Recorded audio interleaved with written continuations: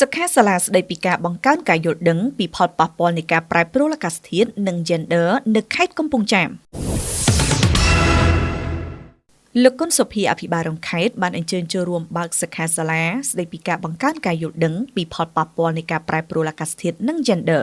ក្រមអធិបតីភាពលោកជំទាវ ងិនលីណារដ្ឋលេខាធិការក្រសួងបរិស្ថាននិងជាប្រធានក្រុមការងារបញ្ជ្រាប Gender ក្រសួងបរិស្ថានតំណាងដល់ខ្ពង់ខ្ពស់ឯកឧត្តមបណ្ឌិតអៀងសុផាឡែតរដ្ឋមន្ត្រីក្រសួងបរិស្ថាននាព្រឹកថ្ងៃទី17ខែកញ្ញាឆ្នាំ2025នៅសន្តាគារភ្នំប្រុសក្រុងកំពង់ចាម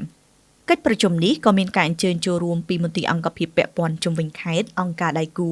និងសិក្ខាកាមចូលរួមជាច្រើនរូបផងដែរសូមបញ្ជាក់ផងដែរថាសិក្ខាសាលាខាងលើនេះមានរយៈពេល2ថ្ងៃលោកគុណសុភីអភិបាលរងខេត្តបានមានប្រសាសន៍ថា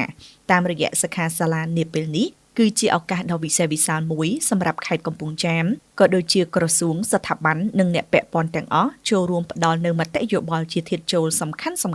ក្នុងការកសាងនូវគោលការណ៍និងឧបករណ៍ចាំបាច់មួយចំនួនដែលចូលរួមជំរុញពង្រឹងកិច្ចសហការនិងបង្កើនសកម្មភាពអនុវត្តផែនការទប់ស្កាត់និងកាត់បន្ថយការប្រែប្រួលអាកាសធាតុឲ្យកាន់តែមានប្រសិទ្ធភាពនិងថែរក្សាឲ្យបាននូវនិរន្តរភាពមុខងារនិងសេវាកម្មប្រព័ន្ធអេកូឡូស៊ីនៅក្នុងតំបន់ជាពិសេសគឺការបញ្ជ្រាប Gender នៅក្នុងការកាត់បន្ថយនិងទប់ស្កាត់ការប្រែប្រួលអាកាសធាតុលោកជំទាវ ងិនលីណារដ្ឋលេខាធិការក្រសួងបរិស្ថាននិងជាប្រធានក្រុមការងារបញ្ជ្រាប Gender ក្រសួងបរិស្ថានបានមានប្រសាសន៍ថា